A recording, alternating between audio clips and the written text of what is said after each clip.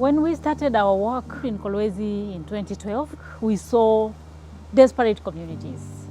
We were very attracted by the artisanal mining context because that is where we saw a lot of vulnerability. The levels of poverty and suffering and slavery, they are incredible. People die every day, and more so during the rainy season. They work the whole day in the mines without water, without shade, without food, and sometimes they don't even make enough money for a meal, but if they manage to get enough, it is life for today. It is estimated that Kolwezi owns at least 60% of the world's cobalt. And cobalt now is used to make batteries, electronic, the whole electronic field and electronic cars. And yet for us, what we see is the reality that remains behind. Sourcing has not happened responsibly. We talked with everybody in the mining communities, and the women were talking of alternatives to this work. And the children were underlining that they would love to be in school. That was the cry of every child. So we designed a program that responds to these big needs. In Kolwezi, there are no industries. Everything revolves around mining. So one project is about alternative livelihoods, which provides alternatives outside of the mines, mainly in farming, but also in a wide range of trainings. There is basic literacy for men and women. There is financial literacy. They had not experience of saving a coin. So we teach them how to invest what they might have saved so that people make an option on how they want to live. And then we have another project that is creating safe spaces to address gender violence. Every woman that we talked to had gone through, especially sexual abuse, either in the homes or in the mining setup.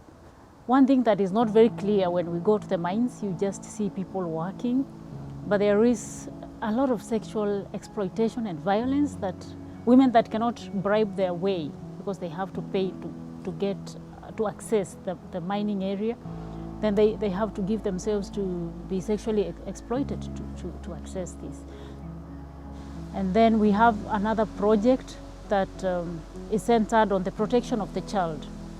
Each child from 4 goes to work in the mines and is seen as a breadwinner in the family. So we were looking at how do we create even awareness that this is what is happening. And so through school we are able to engage the child. They learn that they are children because in the mines they are not children. They have no time to play and they are very rough. It's a hell for children. There are children that have lost their own parents in the mines. They have seen them actually being covered and dead there. So we have a lot of energy invested into helping them get through this pain, to let go, so that they can allow the education to get in them and that it is going to be helpful. We have 5 centers and we have 2,899 children at the moment who have gone through this. The 4th project is about building cohesion in the community. The communities we work with, and they are very nomadic because they depend on where they hear there is more minerals. And so there is so much influx of people coming from every part of Congo. So this builds a lack of trust between communities, tribes, and sometimes provinces.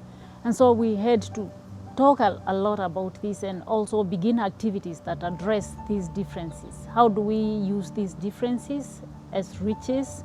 How do we learn from each other's cultures? And how do we build ourselves together to address the common enemy that was ignorance, poverty, and not each other? Good Shepherd work is focused on the people that find themselves in the margins of the society, because we have a mission of mercy, of God's compassion. For us, everybody is important and everybody has a potential. As time went on, we began to understand the chain of supply, and that the suffering of these people is a market, it's a business opportunity for 1,000 other people.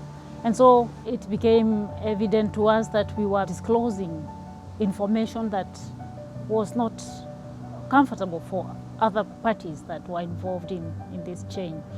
And so we get some threats here and there. But we are just energized, and we are happy to be doing what we are doing. So actually we are not bothered about security, because we know this is God's work, and we have thousands of angels protecting and guarding us. And God will do what can be to keep us safe and to keep us moving.